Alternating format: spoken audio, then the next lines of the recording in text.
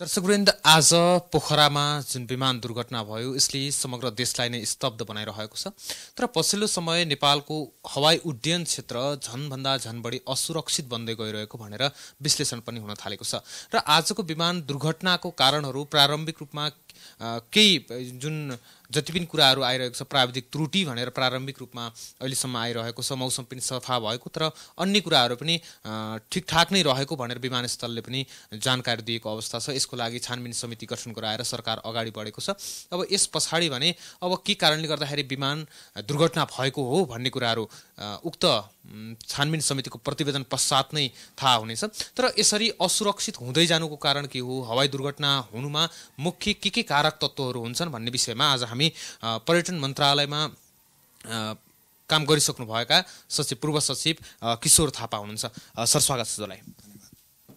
आजको जुन दुर्घटना तपाईँले पनि पढ्नुभयो होला, बुझ्नुभयो होला, विभिन्न कुराहरू आइरहेका छन्। खास के कारण देख्नुहुन्छ नि यसमा? मुख्य कारण मौसमको कुराहरू त मौसमको कारणले होइन भन्ने कुराहरू पनि आएको छ। तपाईँको विचारमा, तपाईँको बुझाइमा, तपाईँको अध्ययनमा के कारणले गर्दाखेरि यो दुर्घटना भएको हो नि?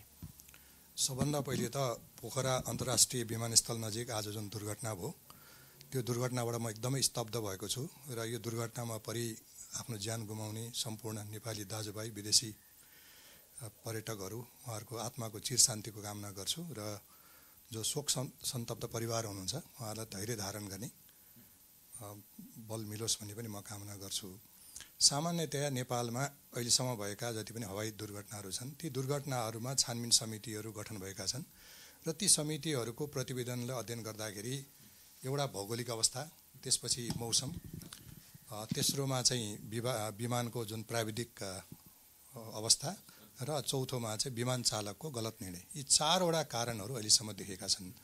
र आज अब पोखराको जुन त्यहाँको चाहिँ मौसम पनि सफा रहेको र भौगोलिक कुनै कारण त्यस्तो भौगोलिक जटिलता पनि त्यहाँ नभएको, किनभने विमानस्थलको जुन डिजाइन गर्दाखेरि नै सबै कुरा विचार गरिएको हुनाले अब बाँकी चाहिँ अब विमानको जुन प्राविधिक गडबडी वा चालक दलका सदस्यहरूको कुनै अब गल्ती, दुईटा मध्ये एउटा हुन सक्छ, त्यो एउटा सम्भावित कुरा कारण हो। तर जबसम्म छानबिन समितिले अध्ययन गरेर सबै कुराहरू त्यहाँको जुन सत्य तथ्य जुन बाहिर नल्याएसम्म कारण यही हो भनेर अहिले भन्न चाहिँ सकिँदैन। जस्तो विमानमा यसमा प्राविधिक त्रुटि हुने सम्भावना के कति हुन्छन्? जस्तो कि कतिपय पुराना विमान भएको कारणले गर्दाखेरि दुर्घटना भएका हुन् भन्ने कुराहरू पनि आउन थालेका छन् बाहिर। होइन, विमान पुरानो भन्ने हुँदैन है। 40-50 वर्षसम्म पनि अहिले संसारभरि विमानहरू चलेका छन्, त्यति पुराना विमान पनि चलेका छन्। र विमानको जति पनि अब त्यसको जुन प्राविधिक परीक्षण, हरेक दिन त्यसको परीक्षण हुन्छ, त्यसको चाहिँ अब कम्प्लिट चेक हुन्छ, त्यसको आफ्नो चाहिँ एउटा चाहिँ मेन्टेनेन्स साइकल पनि हुन्छ, सबै गरिन्छ। र त्यो आधारमा विमान चाहिँ उडान योग्य छ भनेर सम्बन्धित हवाई विभाग अथवा हाम्रो नेपालको सन्दर्भमा चाहिँ नागरिक उड्डयन प्राधिकरणबाट पनि त्यसलाई सर्टिफाई गरिएको हुन्छ। त्यसकारणले त्यो नियमित परीक्षणहरू भएकै हुन्छन्। तर पनि के भने भवितव्य भने जहाँ पनि पर्न सक्छ, यान्त्रिक गडबडी जहिले पनि हुनसक्छ। जस्तोसुकै ठुल्ठुला अन्तर्राष्ट्रिय विमान सेवाहरूको पनि त्यो यान्त्रिक गडबडी हुन सक्छन्। कहिलेकाहीँ अब चालक दलका सदस्यहरूको गलत निर्णय पनि हुनसक्छ। त्यसले गर्दाखेरि चाहिँ विमान यो पुरानो भएर दुर्घटना हुने भने त्यो गाडी जस्तो चाहिँ होइन, विमानको आफ्नै एउटा मेन्टेनेन्स साइकल हुन्छ र त्यो अनुसार विमान चाहिँ जहिले पनि उडान योग्य भनेरै त्यो चाहिँ उडाइएको हुन्छ।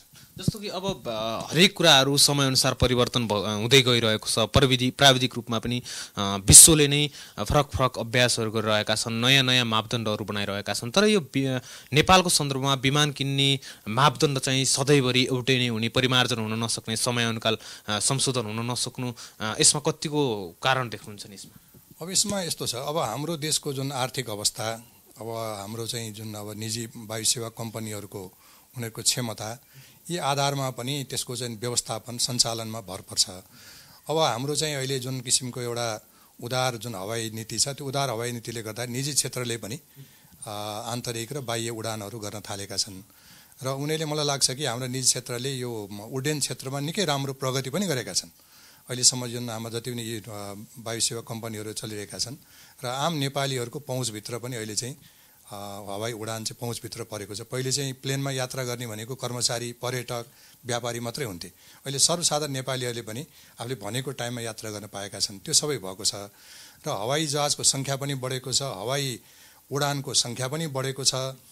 अब यात्रुको चाप पनि बढेको हुनाले अब पहिलेको हामीले तुलना गर्दाखेरि अब यो जुन ट्राफिक जसरी बढेको छ त्यो ट्राफिक बढ्दै जाँदाखेरि अब सुरक्षाको उपायहरू पनि हामीले बढाउँदै जानुपर्ने अवस्था। त्यसमा अब विमान कम्पनीहरूको पनि त्यतिकै दायित्व हुन्छ, चालक दलका सदस्यको नि दायित्व हुन्छ र कहिलेकाहीँ यात्रुको पनि। यात्रुहरूले पनि कहिलेकाहीँ चाहिँ अब खराब मौसममा पनि विमान उडाउनलाई दबाब दिने, त्यहाँ चाहिँ अब करकाप गर्ने कुरो देखिन्छ नेपालमा, जुन हामीले चाहिँ त्यो गर्न हुँदैन।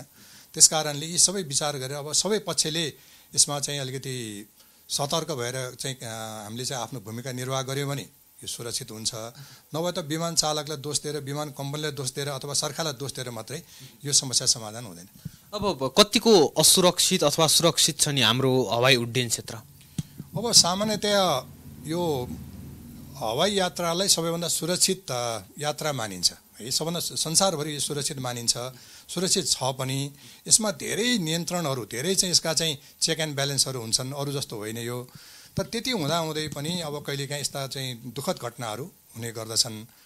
त्यसकारणले अब यो दुःखद घटनाहरूलाई सकेसम्म घटाउनको लागि हामीले चाहिँ अब सबै पक्षले हामीले चाहिँ आफ्नो चाहिँ सावधानी अपनाउनु पर्ने, आफ्नो चाहिँ भूमिका निर्वाह गर्नुपर्ने र अब नीतिगत तहमा सुधार गर्नुपर्छ कि यसको चाहिँ अब चाहिँ प्राविधिक तहमा सुधार गर्नुपर्छ कि त्यो हेरेर हामीले गर्नुपर्छ। र मलाई के लाग्छ भन्दाखेरि अब अहिलेको हाम्रो विमान कम्पनीहरूले आफ्ना विमानहरूको चाहिँ जुन मर्मत सम्भार चाहिँ एकदमै नियमित रूपमा गर्नु पर्यो र अलिकति कडाइका साथ पनि गर्नु पर्यो। त्यसलाई चाहिँ अब हाम्रो नागरिक उड्डयन प्राधिकरणले पनि क्रस चेक गरिरहनु पर्यो, त्यो राम्रोसँग भएको छ कि छैन। ती कुराहरू हेऱ्यो भने कमसेकम प्राविधिक त्रुटिका कारणले यात्रुले ज्यान गुमाउन नपरोस्। र अनिखेरि हाम्रा चाहिँ चालक दलका सदस्यहरूले पनि आफ्नो चाहिँ शारीरिक अवस्था, आफ्नो मानसिक अवस्था यी सबै विचार गरेर उडान आफू चाहिँ हवाईजहाज उडाउने योग्य छु कि छैन भन्ने कुरा पनि विचार गरेर हामीले गऱ्यौँ भनेदेखि यी कुराहरू हुनसक्छ। त्यसले गर्दाखेरि अब यो दुःखद घटना हो, यो दुःखद घटनाबाट पाठ सिकेर हामीले हाम्रो चाहिँ जुन हवाई उड्डयन क्षेत्रलाई सकेसम्म सुरक्षित बनाउने हामीले प्रयास गर्नुपर्छ। अब प्राविधिक रूपमा हाम्रो देशमा उडान भर्ने जहाजहरू कतिको सुरक्षित मान्नुहुन्छ नि तपाईँले? म त सुरक्षितै मान्छु, किन असुरक्षित हुँदा त त्यो उडान योग्य नै हुँदैन। हाम्रो प्राधिकरणले उडान अनुमति पनि दिएनन्। फेरि यसमा राष्ट्रिय अन्तर्राष्ट्रिय पनि हाम्रा मापदण्डहरू छन्। हामी सबैलाई थाहा छ कि युरोपियन युनियनले हामीलाई चाहिँ कालो सूचीमा राखेको छ।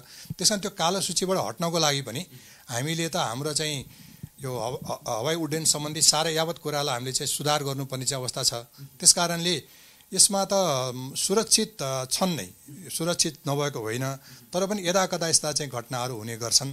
यो चाहिँ एकदमै दुःखद घटना हो होइन। अहिले मलाई के लाग्छ भने पोखरामा जुन अहिले दुर्घटना भयो, हाम्रो आन्तरिक उडानमा यति धेरै यात्रुले ज्यान गुमाएको सम्भवतः यो पहिलो घटना मैले चाहिँ सुने, अहिलेसम्म जान्ने बुझेसम्म चाहिँ यति ठुलो सङ्ख्यामा यात्रुले ज्यान गुमाएको छन् आन्तरिक उडानमा, त्यो पहिलो घटना। जस्तो कि अब आजकै घटनाको कुरा गर्दाखेरि त्रिभुवन अन्तर्राष्ट्रिय विमानस्थलले ल्यान्ड क्लियरेन्स लिइसकेको र उता पाइलटले पनि कुनै समस्या नभएको भनेर पोखरा विमानस्थलले कुनै समस्या नभएको भनेर पाइलटहरूले पनि जानकारी गराएको अवस्थामा यो खास कस्तो खालको अवस्थामा चाहिँ यो जुनको बिचको ग्याप छ नि, यताबाट ल्यान्ड क्लियरिङ भइसक्ने, उतापट्टि पाइलटलाई पनि कुनै समस्या नभएको जुन यो ग्याप अवस्था छ, यसलाई चाहिँ के कसरी बुझ्न सकिन्छ? यहाँ चाहिँ त्रुटि कहाँनिर भयो? यसमा चाहिँ यसको जवाफ चाहिँ म ठ्याक्कै दिन सक्दिनँ, किन म त्यसको प्राविधिक पनि परिनँ।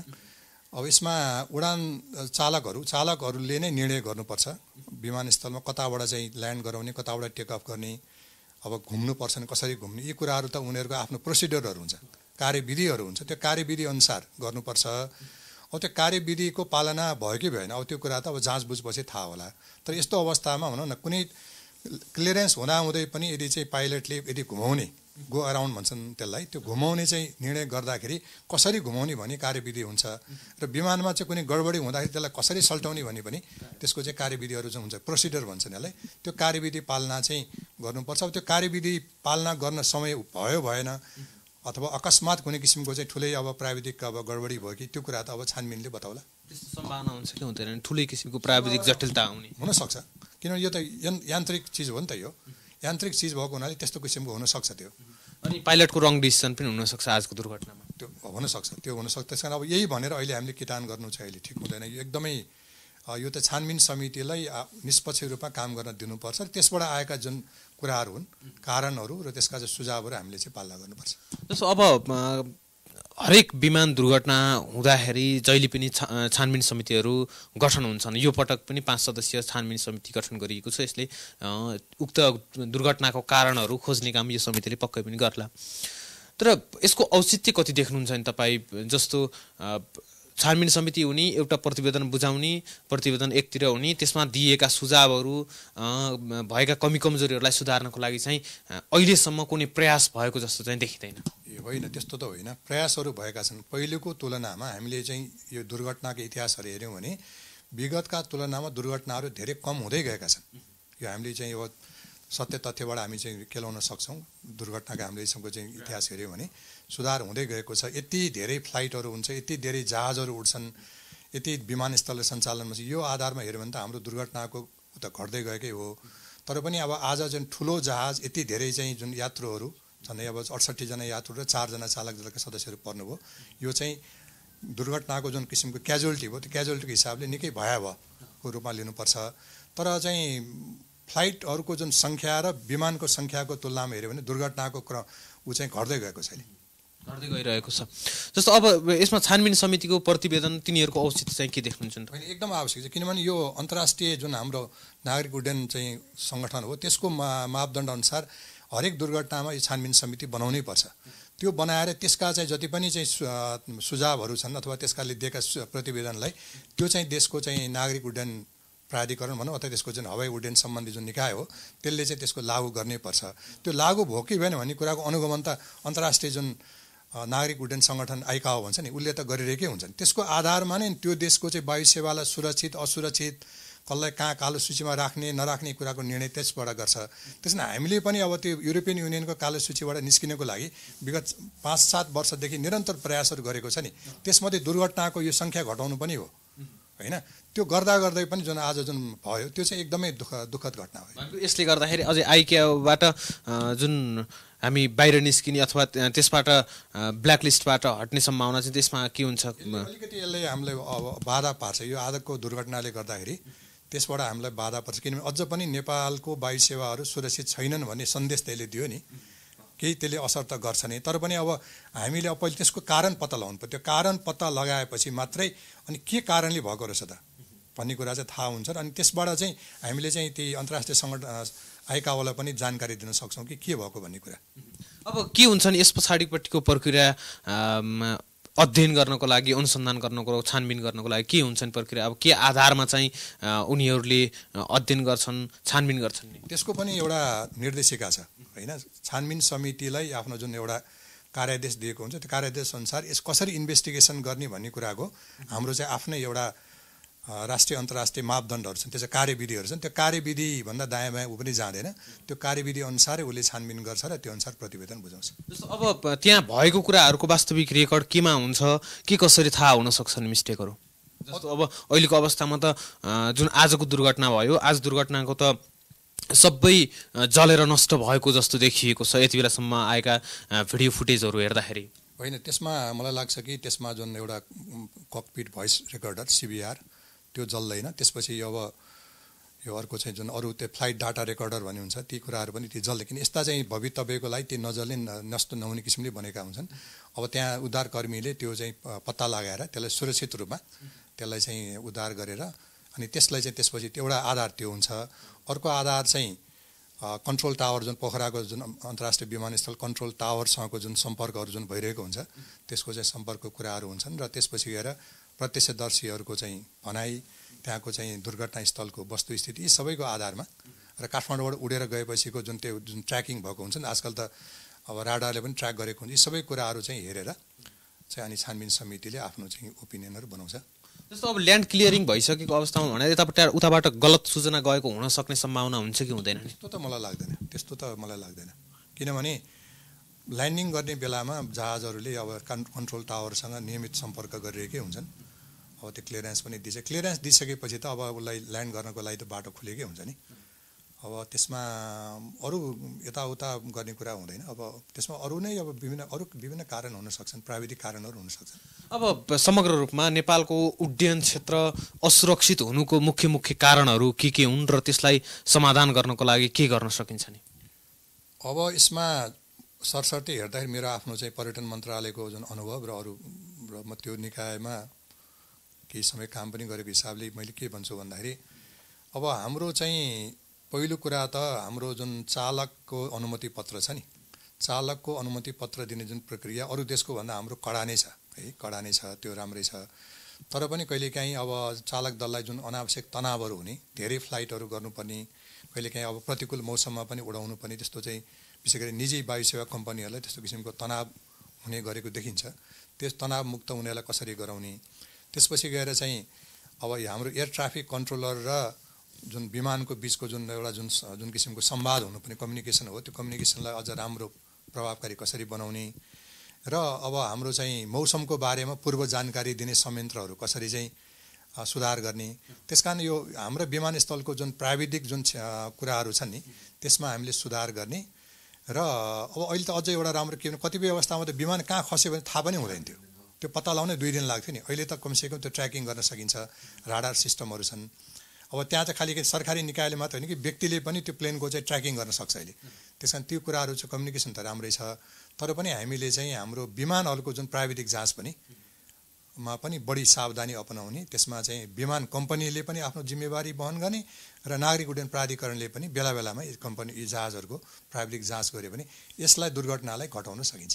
अब जस्तो कि अब अहिले खास गरी धेरै जसो ठाउँमा विमानस्थल बनाउने, कहिलेकाहीँ मात्र उडान गर्ने यस्तो खालकाहरू छन्। त्यसबाहेक अब जस्तो कि नेपालको मौसम 15-15 मिनटमा 20-20 मिनटमा परिवर्तन भइरहने अवस्था छ। यो अवस्थामा त्यसरी विमानस्थलहरू बनाउनु तर प्राविधिक रूपमा चाहिँ आफू सक्षम नहुँदाखेरि यसले गर्दाखेरि दुर्घटना निम्त्याउने जोखिम हुन्छ कि हुँदैन? होइन, विमानस्थलहरू 2 किसिमले बनाइन्छ। एउटा चाहिँ व्यावसायिक हिसाबले बनाइन्छ, त्यहाँ चाहिँ यात्रुहरूको र सामानको ओसार पसार गर्नको लागि। अर्को चाहिँ आपतकालीन उद्धारको लागि, आपतकालीन राहतको लागि पनि विमानस्थलको आवश्यकता पर्छ। त्यस कारण हामीले त्यसरी बुझ्नु पऱ्यो कि त्यसकारण त्यहाँ प्लेन नचल्दैमा त्यो विमानस्थल निकम्म भयो भने होइन, कहिलेकाहीँ आपतकालीन अवस्था कुनै किसिमको चाहिँ तपाईँको दैवी प्रकोपहरू भयो अथवा प्राकृतिक प्रकोपहरू हुँदाखेरि त्यस्तो बेलामा पनि राहत उद्धारको लागि त्यो विमानस्थलको ठुलो आवश्यकता पर्छ। त्यसकारण यो आपतकालीन र व्यावसायिक 2 पर्पसले हुने हुनाले हामीले कुनै पनि विमानस्थललाई त्यो चाहिँ काम लाग्दैन अथवा त्यो चाहिँ त्यसमा चाहिँ प्लेन चलेन भनेर त्यसलाई चाहिँ हामीले त्यो बेकम अब भन्न मिल्दैन। जस्तो जति विमानस्थल बनेका छन् तिनीहरू चाहिँ पूर्ण रूपमा प्राविधिक रूपमा सक्षम छन् त? छन् अहिलेसम्म चाहिँ। किन विमानस्थल बन्नुभन्दा पहिले त्यसको जुन किसिमको सम्भाव्यता अध्ययनहरू हुन्छ र त्यसको चाहिँ अब सम्भाव्यता अध्ययन गरेर सबै यो फिजिबल भएपछि मात्र त्यहाँ बनाइन्छ, त्यतिकै बनाइँदैन। र अनि त्यसको चाहिँ विमानस्थलको टेस्ट फ्लाइटहरू पनि भएको हुन्छ होइन, बनेपछि फेरि त्यहाँ प्लेन चाहिँ जान सक्छ सकेको टेस्ट फ्लाइटहरू पनि गर्ने हुनाले नेपालमा बनेको विमानस्थलहरू चाहिँ उडान योग्य नै छन्, अवतरण योग्य नै छन्। तर अब के भने व्यावसायिक हिसाबले त्यसमा प्लेन चल्ने नचल्ने, किन एयरलाइन्सहरूले त आफ्नो व्यापार हेर्नु पर्यो होइन। तर आपतकालीन उद्धारको लागि राहतको लागि चाहिँ कुनै पनि बेला ती विमानस्थलहरू चालु गर्न सकिन्छ। जस्तो मौसमको जानकारी दिनको लागि ठाउँ ठाउँमा हुनुपर्ने अपडेटहरू चाहिँ नभएको जस्तो देखिन्छ। यस्तो अवस्थामा त अझै बढी असुरक्षित होला नि? त्यसै त यसो छ, अब नियमित रूपमा सञ्चालन हुने विमानस्थलमा त्यो हुन्छ नै होइन। अब विशेष गरी दुर्गम क्षेत्रमा अब चाहिँ त्यो उपकरणहरूको कमी होला, तर त्यो व्यवस्था गर्न सकिन्छ। अब सञ्चालनमा नभएका विमानस्थलहरूमा चाहिँ त्यसमा चाहिँ त अब अहिले त्यो व्यवस्था हुँदैन, आवश्यक पनि भएन। तर आपतकालीनको लागि त कुनै पनि बेला प्लेन चाहिँ अथवा हेलिकप्टर त्यहाँ ल्यान्ड गर्न सकिन्छ नि। आपतकालको लागि चाहिँ ठिकै छ, तर व्यावसायिक रूपमा सञ्चालन गर्नको लागि त्यहाँ थप त्यसमा केही सुधारहरू गर्नुपर्छ। अब अन्तिममा जाँदा जाँदै तपाईँले देखेका त्रुटिहरू के हुन् यहाँ समग्र? अब जस्तो नीतिगत परिमार्जन संशोधनका कुराहरू, ती कुराहरू जति पनि गर्नुभएको छ, खास के कस्ताहरू सुधारहरू चाहिँ गर्नुपर्छ? सुधारहरू चाहिँ मैले अघि नै पनि दोहोऱ्याएर भनिसकेँ कि यो विमानको प्राविधिक परीक्षण चाहिँ अलिक कडाइका साथ गर्नु पर्यो। केही नीतिगत रूपमा त्यसमा हाम्रो कार्यविधिहरू छन्, नागरिक उड्डयन प्राधिकरणको कार्यविधिमा सुधार गरेर त्यो कार्यविधिमा अलिकति परिमार्जन गरेर त्यो कडाइ गर्नु पर्यो। किनभने यो के देखिन्छ भन्दाखेरि हाम्रा विमानहरू अब आम मानिसको चासो कि विमानहरू पुराना भए, थोत्रा भए, त्यसकारण यो दुर्घटना पर्यो भने जुन एउटा चाहिँ धारणा छ नि, जो कि त्यो धारणा सही होइन। तर त्यो धारणालाई चाहिँ हटाउनको लागि पनि विमानको प्राविधिक परीक्षण चाहिँ अझ बढाउनु पर्यो, राम्रोसँग गर्नु पर्यो। त्यो आम जनतालाई विश्वस्त तुल्याउन पनि त्यो गर्नु पर्यो। दोस्रो कुरा चाहिँ के भन्दाखेरि हाम्रा चाहिँ जुन हवाई रुटहरू, हाम्रा चाहिँ जति पनि हाम्रा चाहिँ त्यो रुटहरूको बारेमा पनि होइन एप्रोच गर्ने तरिकाहरू, टेकअफको तरिकाहरूको बारेमा पनि पुनर्विचार चाहिँ गर्नु पर्यो। सुरक्षित छ कि छैनन् त्यसलाई हेर्नु पर्यो। र तेस्रो कुरा चाहिँ अब हाम्रा चाहिँ चालक दलका सदस्यहरूको शारीरिक र मानसिक अवस्था पनि विचार गर्नु पर्यो। जस्तो अब सब कतिपय आजकै दुर्घटनाको कुरा गर्ने हो भने बुद्ध एयरलाइन्सको टिकट काटेको चाहिँ यो एची एयरलाइन्स मार्फत चाहिँ गयो दुर्घटनामा पर्यो भन्ने कुराहरू पनि आइरहेको छ। यो कतिको सत्य होला अथवा त्यस्तो गर्न मिल्छ कि मिल्दैन त्यो मलाई जानकारी भएन। तर सामान्यतया कहिलेकाहीँ के गरिन्छ भने एउटा विमान सेवाको टिकट काटेपछि कुनै अर्को विमान सेवामा जान चाहिँ पाइन्छ, त्यो जान नपाइने होइन। किनभने यो त उसलाई अब कुनै समय नमिलेको कारणले अलिक छिटो जानु परेको कारणले विमान सेवाहरूको बिचमा त्यस्तो किसिमको एउटा समझदारी चाहिँ हुन्छ, त्यो गर्न मिल्छ नमिल्ने होइन। तर अब यो अहिले आजको जुन घटनामा त्यो भयो कि भएन त्यो मलाई जानकारी छैन। हस्, धन्यवाद। हस्, हामी भर्खरै मात्र पूर्व पर्यटन सचिव किशोर थापासँग समग्र नेपालको हवाई उड्डयन क्षेत्रको विषयमा कुराकानी गऱ्यौँ र जुन आजको दुर्घटनाको सम्भावित हुन सक्ने कारणहरूको विषयमा पनि उहाँले थोरै जानकारी दिनुभयो। अब भने तपाईँलाई थप सूचना दिनुको लागि तपाईँको ध्यान प्राइम टाइम्स टेलिभिजनको केन्द्रीय स्टुडियोतिर जोड्न चाहन्छौँ।